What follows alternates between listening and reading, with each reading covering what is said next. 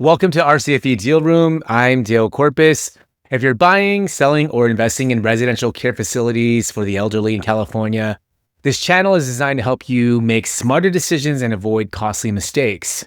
One of the biggest misconceptions I hear is this: Dale, I'd love to buy an RCFE, but I don't have millions of dollars sitting in the bank. If you've ever thought of that, you're not alone.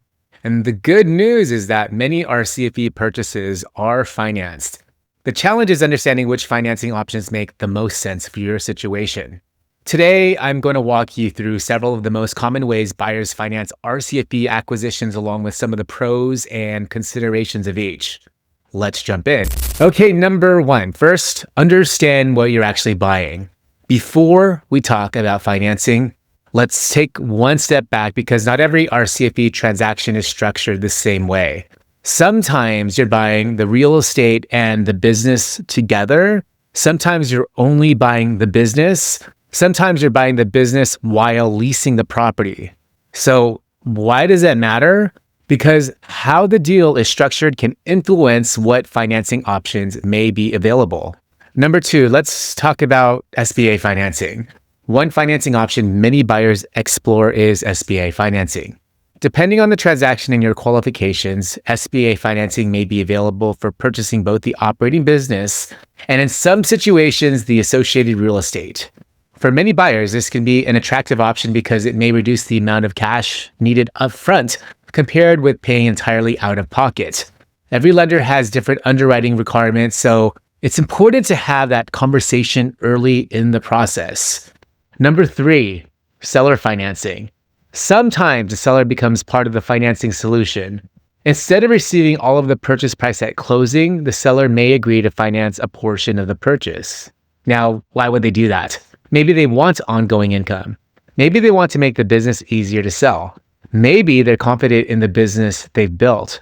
Seller financing doesn't happen in every transaction, but when it does, it can create flexibility for both parties. Number four, cash isn't your only option. Some buyers assume they either need all cash or they can't buy an RCFE. That's simply not true. Some buyers use savings, investment accounts, business partners, private investors, family capital, or a combination of several different funding sources. Every buyer's financial picture is different. Number five, lenders are evaluating more than just the property.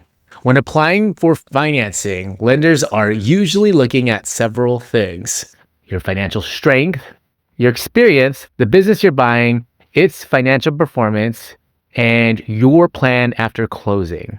The stronger your preparation, the smoother the financing process often becomes. Number six, don't forget working capital. This is one area many first-time RCFE buyers underestimate. Even after closing, you'll still need money to operate the business.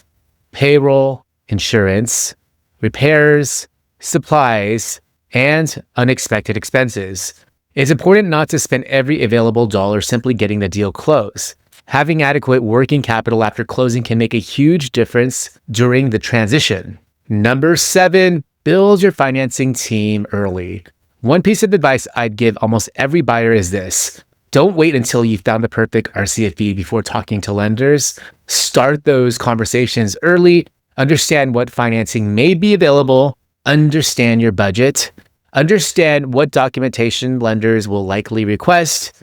The more prepared you are, the more confidently you can move when the right opportunity appears. And if you need a trusted referral to finance your RCFE, feel free to reach out and I'd gladly give you mine. Lastly, let me leave you with one thought. I think many buyers eliminate themselves before they even speak with a lender. They assume, I probably can't afford it. Maybe, maybe not. But don't make that decision for yourself. Have the conversation, explore your options, and understand what's possible. You may discover there are financing solutions you didn't even know existed. And if there's one thing I hope you remember from today's episode, don't let financing become the reason you stop exploring RCFE ownership. There are multiple ways buyers structure these transactions.